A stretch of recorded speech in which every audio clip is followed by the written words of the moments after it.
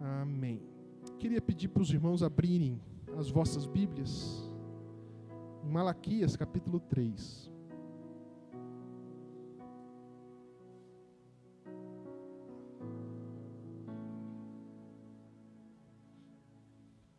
Malaquias, capítulo de número 3. Aleluia. Louvado seja Deus. Capítulo 3, versos 6 e 7.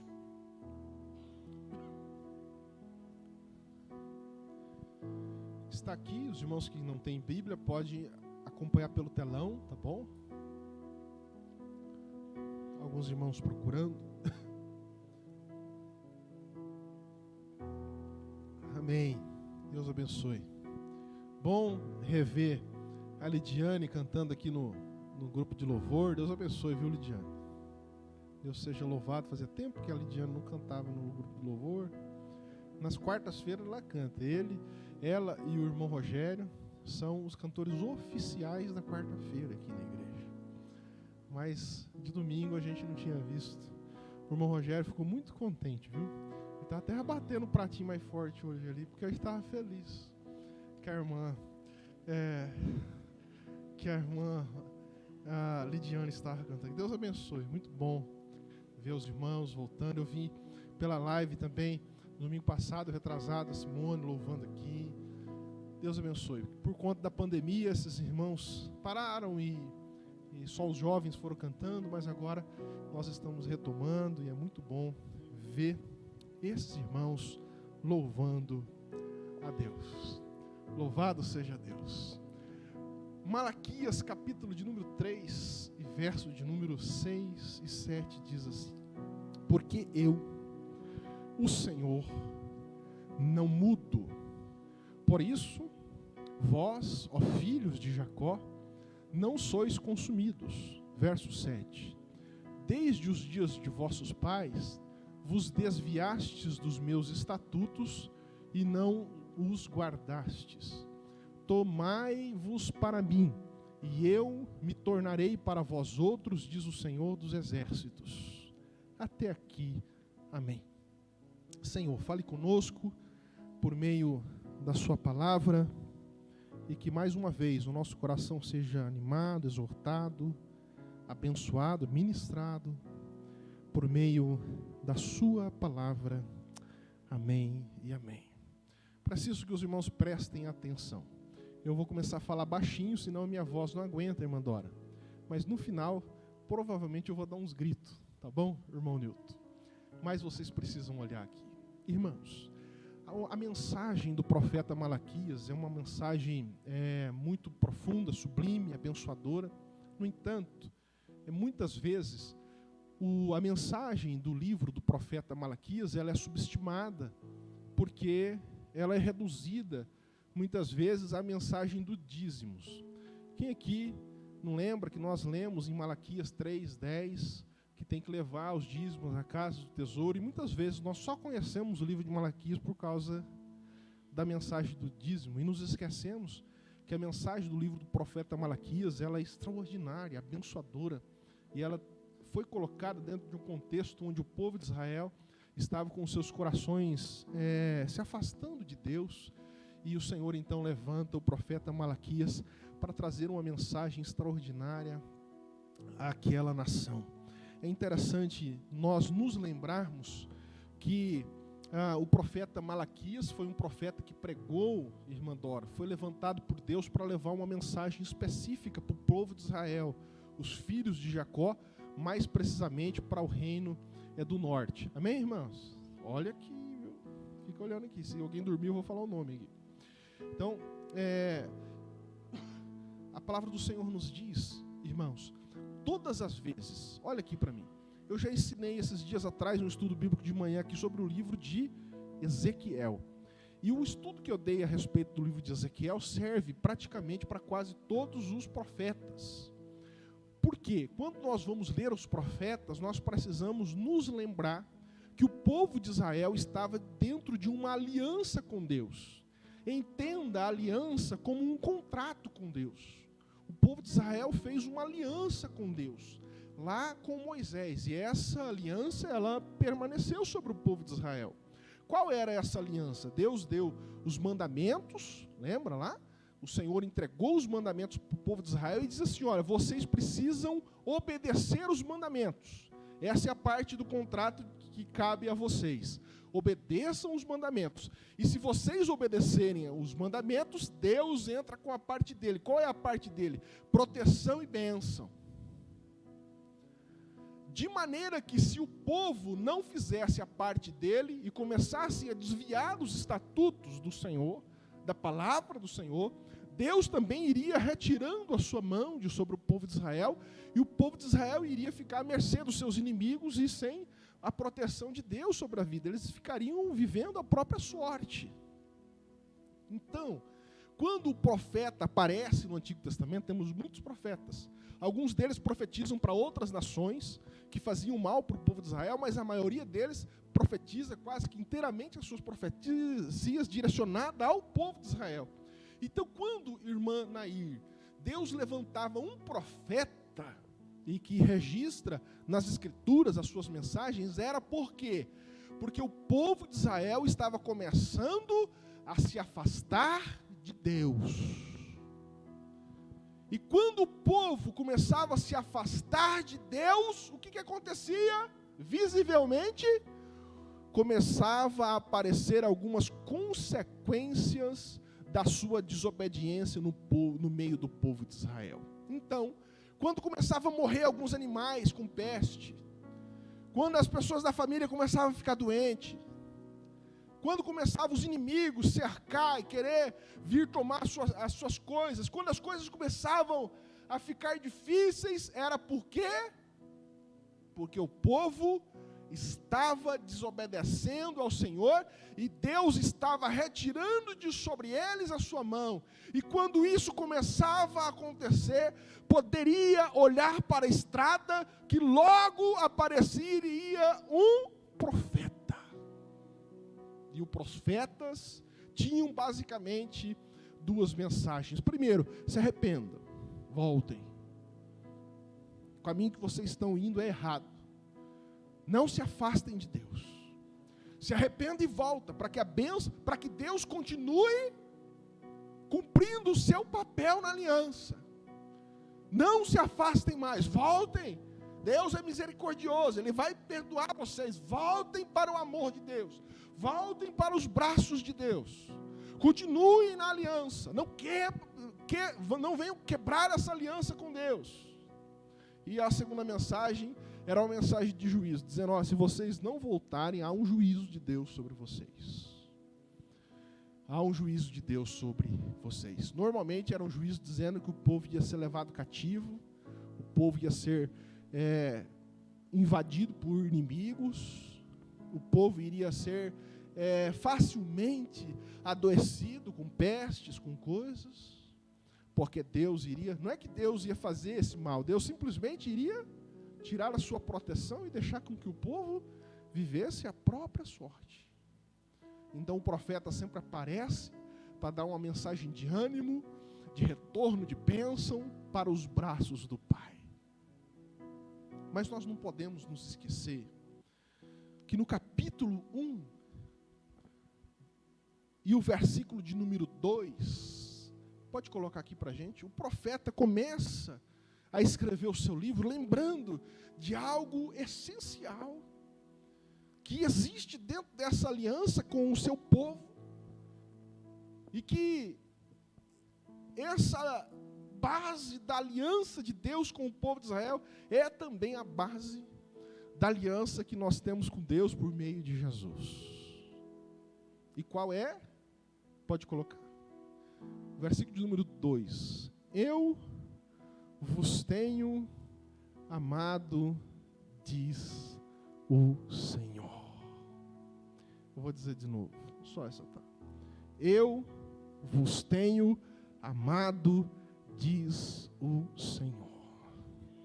Eu queria dizer para você nessa noite, que você e a sua família, nós, como igreja de Jesus, somos alvos do amor de Deus. E é por isso que nós estamos aqui. Veja, se não fosse pelo amor de Deus, irmã Clarice, nós não estaríamos nem aqui. Porque a Bíblia nos diz que o nosso coração, irmã Dora, sozinho, o nosso coração, sem influência de Deus e nem a influência do mal, sozinho, o nosso coração pende para as coisas longe de Deus. O apóstolo Paulo diz isso, que nós somos inclinados para a carne. Se soltar a gente corre para longe de Deus. E se nós estamos hoje aqui, foi porque Deus nos atraiu aqui. O livro do profeta Malaquias nós podemos resumir em uma frase. Eu queria que você decorasse essa frase. O amor de Deus nos atrai nele para vivermos uma vida de obediência e felicidade. Eu vou repetir, essa é o resumo do livro. O que diz o livro de Malaquias? Basicamente é isso. Que o amor de Deus nos atrai para vivermos nele, Rogério, uma vida de obediência e de felicidade. E essas três coisas, amor de Deus, obediência e felicidade, elas precisam estar juntas. E esse é o segredo de vivermos uma vida de relevância, uma vida de bênção na presença do nosso Deus.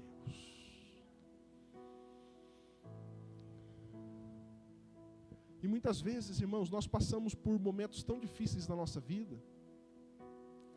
E às vezes não é nem momentos difíceis do ponto de vista financeiro, ou do ponto de vista de saúde. Às vezes existe o maior problema que nós passamos, é um problema dentro do nosso próprio coração. Sabe, irmãos, deixa eu dizer uma coisa para vocês. Não se iludam e não invejem aqueles que estão no mundo sem Deus e talvez vivem aparentemente uma vida de prosperidade. Porque Satanás também pode dar riquezas para as pessoas. Satanás usurpa a riqueza e dá aos homens. Veja os irmãos que por engano Satanás faz isso. Lá no Evangelho, amém, irmãos? Vocês estão comigo aqui? Vocês não estão pensando no fantástico não, né? Porque fantástico mesmo é estar na presença de Deus, né, irmã Dora? Olha aqui, irmãos. Quando Jesus ele foi tentado no deserto, lembra que Jesus foi levado ao deserto para ser tentado? A Bíblia diz que, dentre algumas coisas que Satanás falou para Jesus, olha a petulância de Satanás. Rogério, chegou para Jesus. Satanás sabia que Jesus era Jesus. Sabia que era o Filho de Deus que estava ali. Satanás chega para Jesus e fala assim, olha, Jesus, se de joelho me adorares, está vendo todos os reinos da terra, as riquezas da terra, se você me adorar, Satanás falando isso, eu vou dar tudo para você. Falou para Jesus. E Jesus, é claro que respondeu pela palavra, dizendo, não só de pão viverá o homem, mas de toda a palavra que sai da boca de Deus. Jesus disse assim, olha, não é só de riqueza que a gente vive, não. Não é só de poder, de riqueza, de dinheiro, não. Isso aí Deus dá na medida dele. Mas muitas vezes Satanás apresenta aos homens reinos, riquezas, e as pessoas se iludem e vai para lá. E aceitam essas coisas de Satanás, mas tem uma coisa, olha para cá, tem várias coisas, mas só vou dizer uma, que Satanás não pode dar, porque ele não tem, e nem por usurpação ele consegue ter, que é a paz. Só Jesus pode dar paz ao nosso coração. Muitas vezes, irmãos, a grande alegria da vida está em vivermos em comunhão com Deus, em comunhão com a nossa família. E isso não só os teólogos dizem.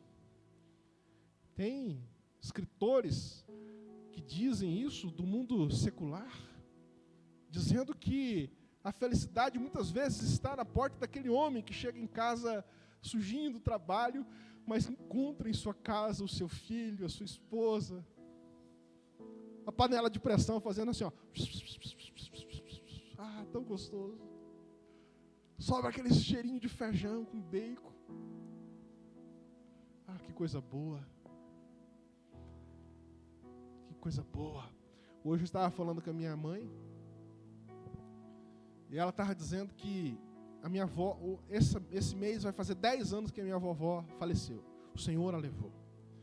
E a minha mãe estava lembrando, dizendo que nos últimos meses de vida da minha vovó, ela ligava lá em casa umas 10 vezes. Ligava o tempo todo. Minha mãe não conseguia fazer as coisas, ligava. E um dia minha irmã ficou brava. Minha irmã é brava. Não pode falar para ela que eu falei isso para vocês, não. Minha irmã é brava, ela é brava. E a minha irmã ficou brava. Falou, senhor mãe, fala para a avó parar de ligar aqui. Toda hora liga. A senhora não consegue fazer nada. Vai lavar uma louça, liga. Tem que largar a louça para ir lá.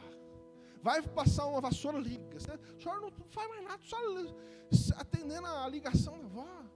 Aí a minha mãe disse assim para minha irmã, eu achei fantástico. Minha mãe disse assim para minha irmã, disse assim, ô Inara, eu vou continuar atendendo a vovó quantas vezes ela ligar. Sabe por quê? Porque vai ter um dia que eu vou querer que ela liga e ela não vai poder ligar mais. Ela não vai estar mais no meio de nós.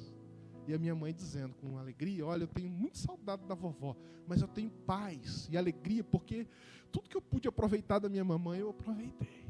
Eu a respeitei, eu a honrei, eu aproveitei falar com ela todas as vezes que ela ligou para mim. E às vezes, irmãos, nós, por conta do cansaço do dia a dia, não nos damos conta que essas coisas que às vezes a gente acha que é cansativo, é as coisas que faz dar sentido para a nossa vida. Às vezes nós nos cansamos com os filhos, com os netos, que correria, mas é isso que dá sentido para a vida. Uma vez eu tive a oportunidade de conversar e tratar e acompanhar um vovô, eu já falei isso daqui, que perdeu o seu netinho, lá na igreja de São José dos Campos. Um dia eu fui orar na casa dele, ele estava abatido, com a sua fé fragilizada por conta da saudade do netinho. E ele dizia assim, olha, pastor, meu neto era terrível, era bagunceiro, ele quebrava as coisas, ele queria subir nos armários, ele pulava em cima do sofá, e às vezes a gente brigava com ele, às vezes minha filha brigava com ele, ficava nervosa com ele, e aí ele falou assim, ô pastor, eu dava tudo que eu tenho, para ele quebrar uma louça aqui em casa hoje, para mim poder limpar, porque a gente ficava irritado, mas não sabia que era aquilo que preenchia a nossa alma, o nosso nenê. E ele não está mais no meio de nós, pastor. E eu queria trazer essa mensagem para você, irmão. Que muitas vezes você está olhando a vida de um ângulo errado. E é por isso que isso não tem trazido paz para o seu coração. E Deus hoje te chama aqui, para você se aproximar dEle. E olhar a vida a partir do que Ele tem para nós. E muitas coisas que você está chamando de maldição, na verdade foi uma das maiores bênçãos que Deus colocou na sua vida e na sua história. Deus te deu a oportunidade de servir. Deus te deu a oportunidade de ser papai, de ser mamãe.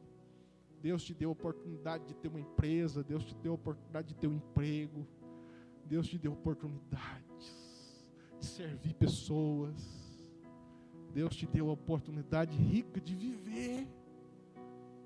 E às vezes a gente fica falando, puxa, eu queria viver lá não sei na onde, eu queria viver em Curitiba. Eu já vi muita gente, eu queria ir para Curitiba. Esses dias atrás passei lá em Curitiba, tá um frio danado, peguei uma tosse danada. Quero morar naquele trem lá não. Frio na cidade. Eu quero morar não sei na onde, eu quero morar não sei na onde. Irmãos, a alegria do Senhor está onde nós estivermos na presença dEle. Quando nós estivermos com a nossa vida sintonizada em Deus, aproximados de Deus, por mais que a nossa casa há dificuldades, há problemas, há coisas a consertar, o dinheiro nunca dá, não é verdade? As coisas nunca estão completas, mas irmãos, que coisa boa é viver na presença de Deus. E é essa paz, que a Bíblia diz que excede todo o entendimento. Excede o entendimento.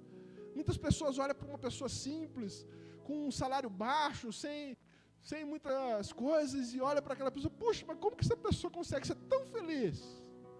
É porque ela tem Jesus, porque ela tem Cristo, porque ela tem alegria, a paz de Deus no coração.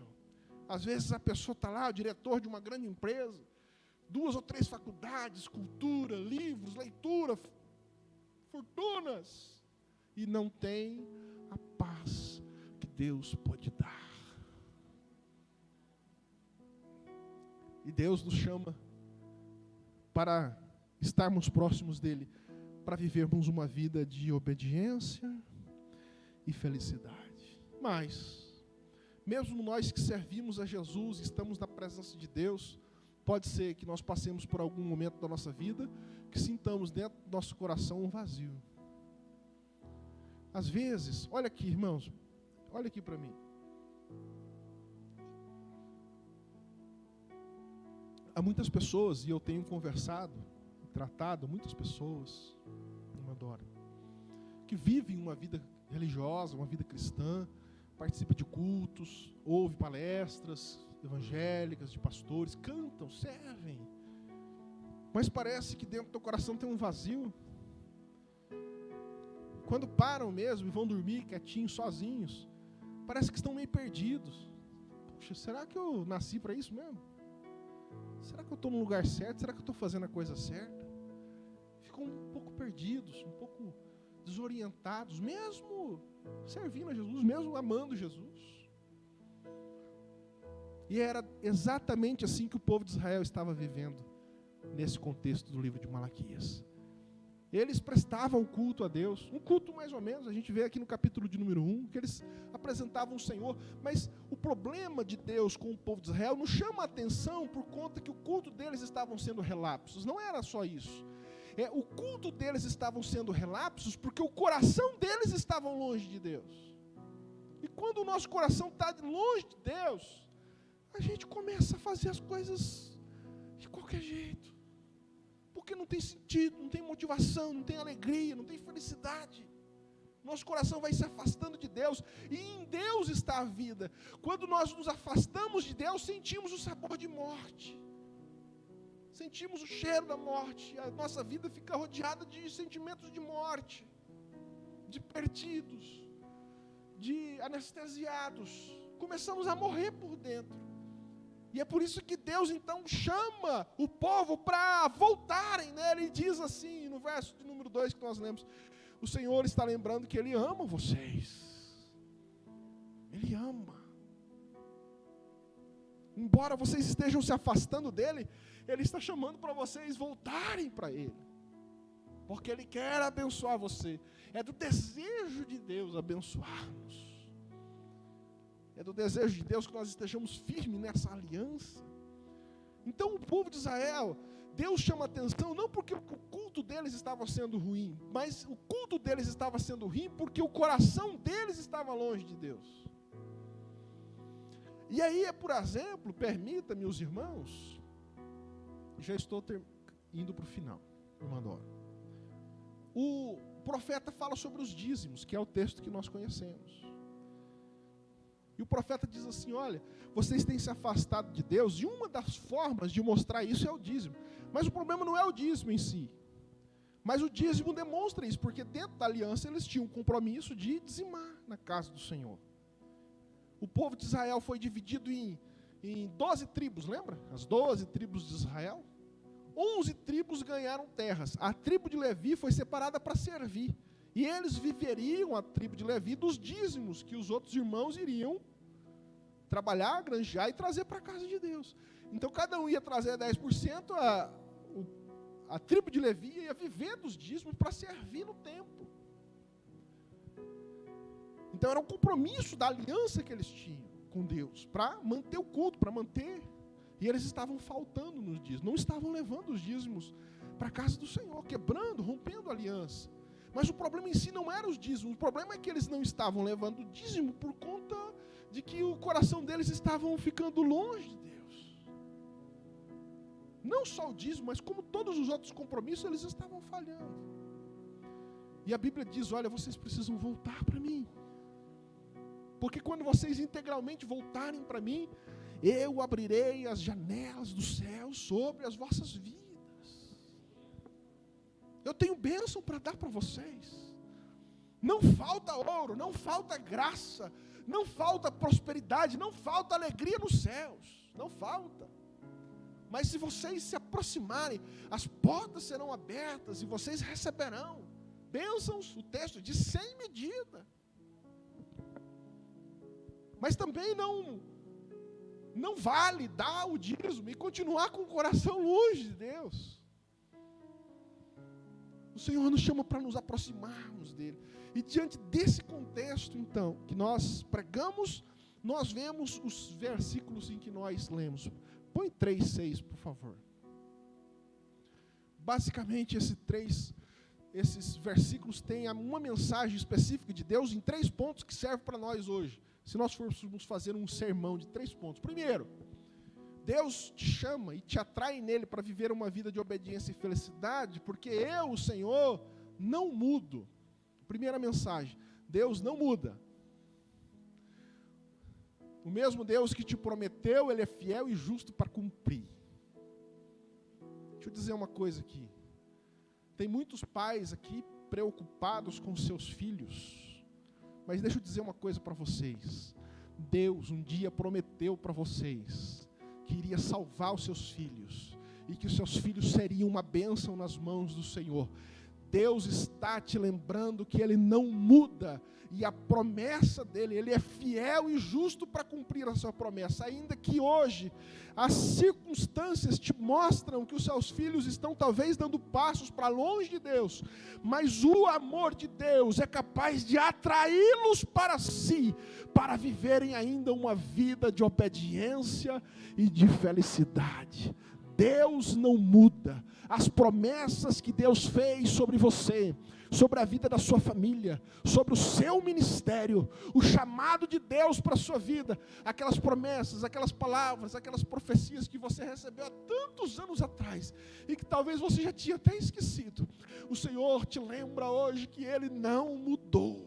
Ele não mudou. Talvez nós mudamos.